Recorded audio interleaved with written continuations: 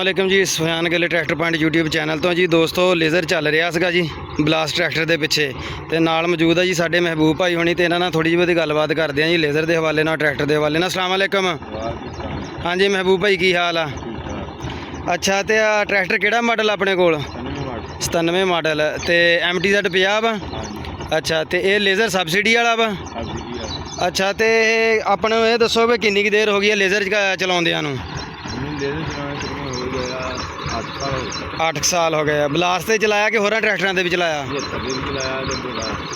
अच्छा ठीक हो गया। नज़ारा ज़्यादा कि 75 का या बलास्ट का ज़्यादा? अच्छा तो डीजल के हवाले ना ये ज़्यादा खांदा या वो ज़्यादा खांदा? बचत किहदे विच आ ये दसो?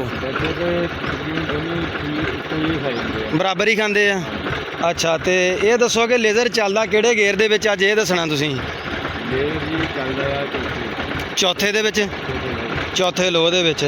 ते एक किले दे विच किन्नी की देर लगती है जी लेज़र होण नूं? 2 घंटे आसानी नाल लग जाते हैं। अच्छा तो पैली बहुती खराब हो तो फिर किन्नी की देर लगती है? हाँ ठीक हो गया। ठीक हो गया।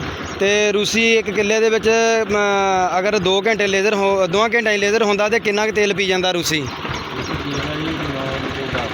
आसानी दे नाल? 75 भी इन्ना पी जाता? 85 भी इन्ना ही? ठीक हो गया।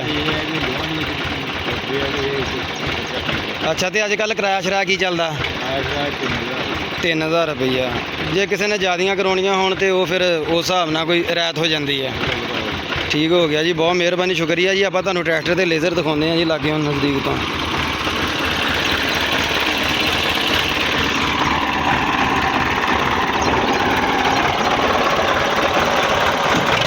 MTZ 50 ट्रैक्टर है जी।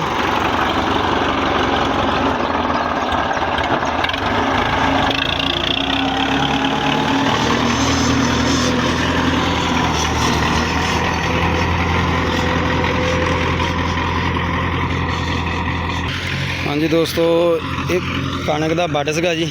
ये एक कह लो कि फालियां की सील लगी, मुड़ के फिर उत्तों रूटर की सील लगी तो हुण भाई लेज़र लैके आया तो हुण ज़मीन लेज़र हो रही है जी।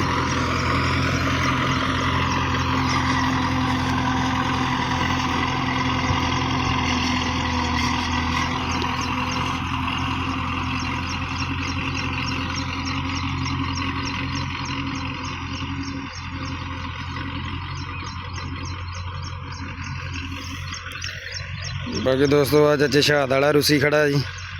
ये पिछे फाले पाए आ तो कह लो लेज़र करन तो पहले ना ये एक दफ़ा फिर फाले इन्होंने मारे सगे जी।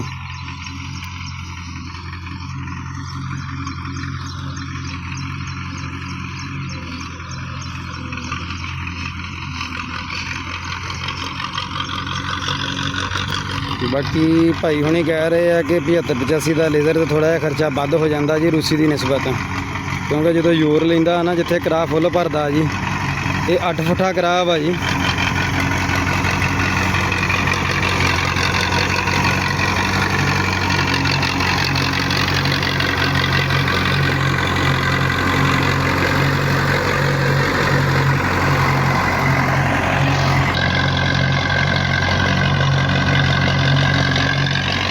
करा फुल भर गया जी ट्रैक्टर का लग रहा हुण जोर, वो नाल ही खाली हो गया जी ऑटोमैटिक।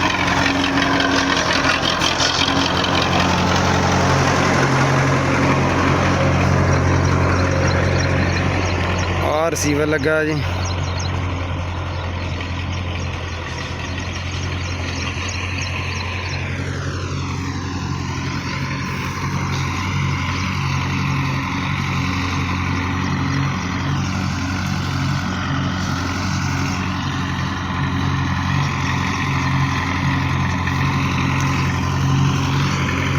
ये बंदा जी लेज़र का कारीगर आ, काफ़ी देर हो गई इनू लेज़र चलाते हैं जी।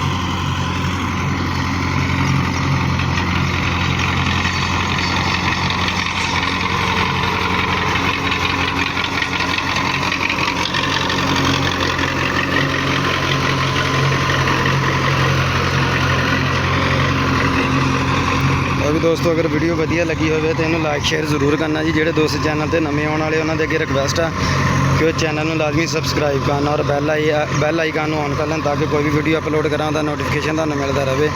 ਬਹੁਤ ਸ਼ੁਕਰੀਆ, ਅੱਲਾਹ ਹਾਫਿਜ਼।